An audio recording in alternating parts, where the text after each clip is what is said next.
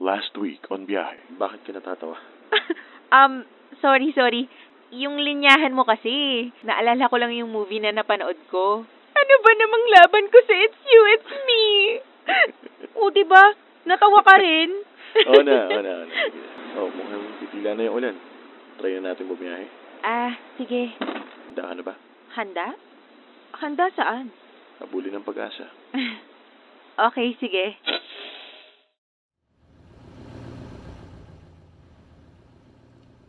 I'm serious. I've never been. Matagal ko nang gustong pumunta pero never lang talaga ako nagkaroon ng time. Seryoso?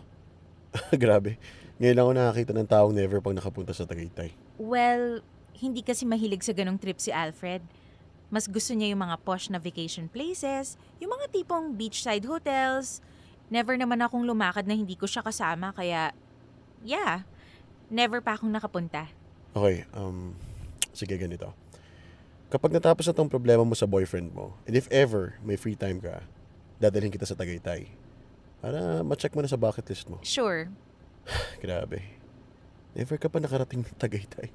Seriously, nakaka-amaze siya. Okay, so, my turn? Okay, sige, ito. Anong pagkain ang hindi mo kayang mabuhay na wala?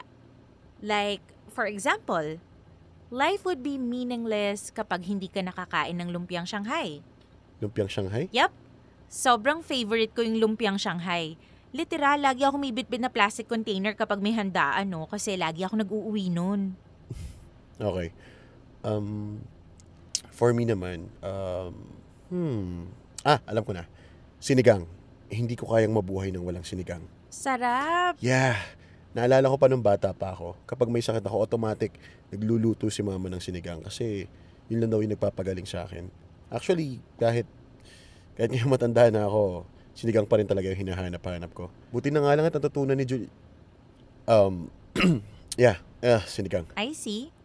Madalas ka rin bang ipagluto ng sinigang ng wife mo? Oo. So, my turn to ask question? Ay, yeah. Ikaw naman. So, ano yung isang bagay na hindi mo pa nagagawa pero gustong-gusto mo nang gawin? Bagay na hindi ko pa nagagawa.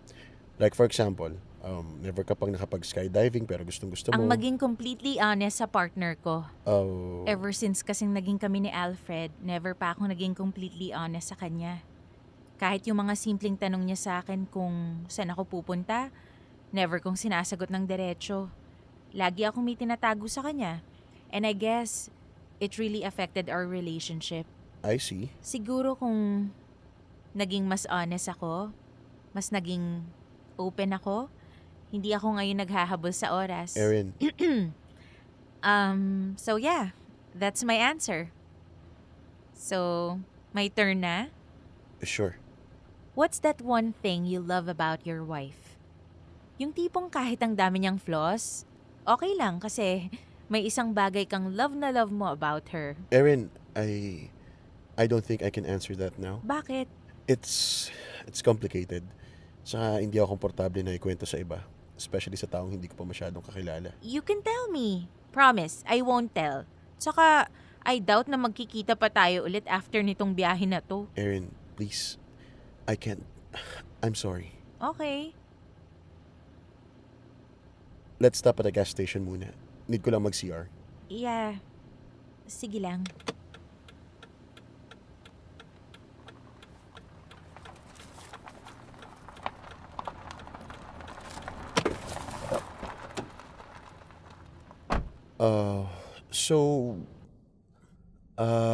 Mag-CR lang ako ng mabilis ah. If you want to buy something sa convenience store, go lang.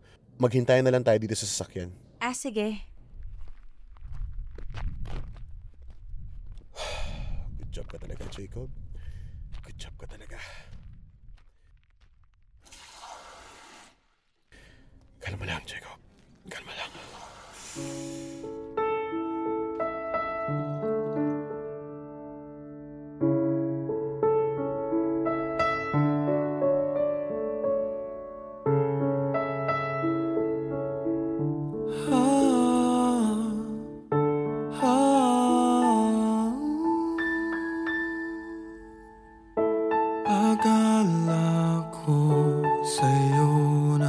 matatagpuan, pag-ibig na walang hanggan, ang ating pagsasama. Pinaglaruan ang tadhana, nagmahal ka ng iba, iniwan mo ako mag-isa. Hindi ko maturuan ang pusong wag magmahal ng tapat sa'yo, kahit pa ako'y bahagi na lamang ng nakaraan mo. Andito lang ako sa'yo, hanggang kailan aasa, hanggang kailan magdurusa, hanggang kailan, hanggang kailan, hanggang kailan aasa, hanggang kailan magdurusa, hanggang kailan, hanggang kailan. Tanggap ko Hello? Alfred? Malapit na ako. Konting-konti na lang nandyan na ako. Wait. Wait lang, Alfred.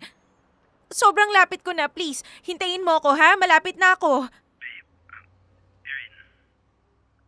I've been waiting for you for so long. Hindi ko na kaya.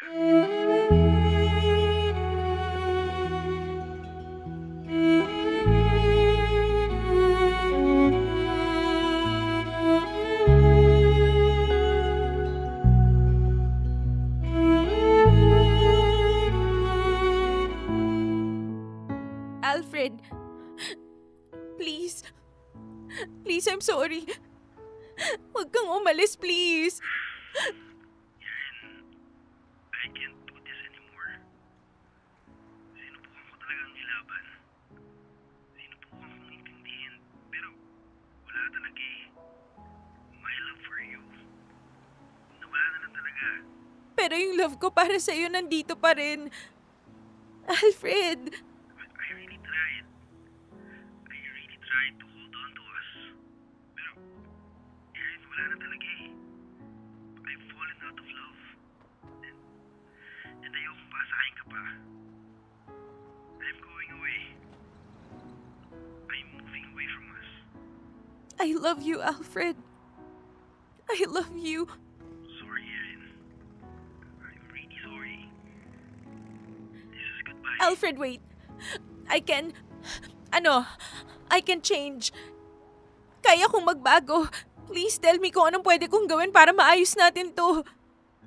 Please, Alfred. Let's save us. I'm sorry. Alfred? Hello? Kahit di nagpaalam,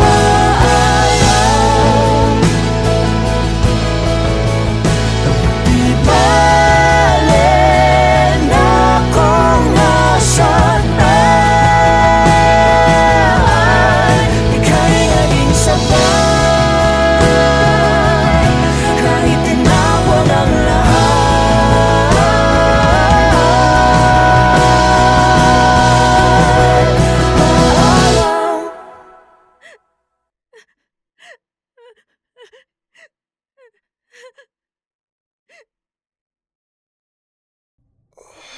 Hinga lang ng malalim, Jacob. Hinga lang ng malalim. Si Erin ba yun? Erin! Erin! Is everything okay? Jacob. Okay lang yan. Sige na, tahan na.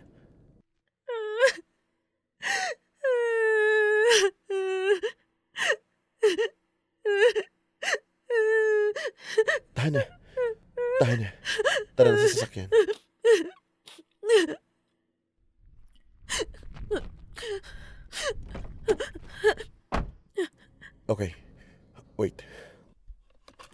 Tell me what happened. Alfred, he left.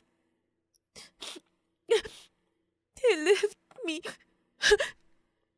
Wala na siya. Umalis na siya. Okay. I don't know what to do. Okay. The one thing I love about my wife is kahit hindi ko siya mabigyan ng oras, never siyang nagalit o nagreklamo. She always smiles at me and says na gagawa tayo ng oras. Kahit na nilulunod ko na yung sarili ko sa trabaho, okay lang kasi nandyan lagi yung asawa ko. Si Julie. Para salubungin ako na may kasamang ngiti. Sadly, may kabayaran pala yung mga ngiting pinapakita sa akin ni Julie. Jacob? Nalaman ko na lang sa kaibigan ko na nakita niya daw si Julie na may kasamang ibang lalaki. Hindi ko masyadong inintindi kasi tiwala naman ako na hindi ako lolokohin ng asawa ko.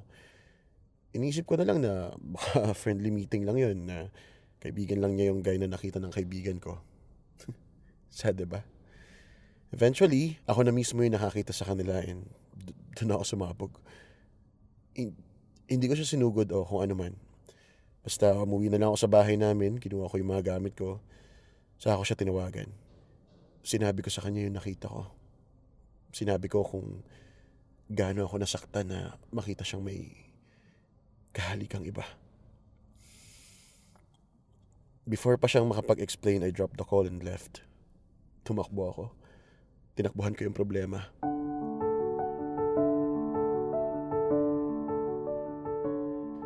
I guess, pareho lang tayo may tinatakbuhan, Erin. Nagkaiba lang tayo kasi ikaw may tinatakbuhan papunta. Samantalang ako, may tinatakbuhan palayo. Pareho tayong hindi sigurado kung anong mangyayari kapag natapos na tong magkaibang biyahe natin. Siguro ang gusto ko lang sabihin is, hindi ka nag-iisa. Lalo na ngayong gabi. Hindi ka nag-iisa. Kasi nandito ako. Kakayanin natin to. Jacob. I didn't know. Balang araw ay makikita mong di kailangang lumayo.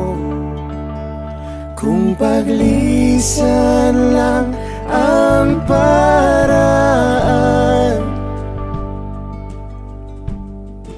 patawad, paalam, kahit nasaan ka man. It's okay. Basta I'm here. Hindi ako aalis. Thank you.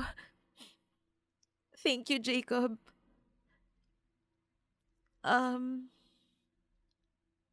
Jacob. Erin.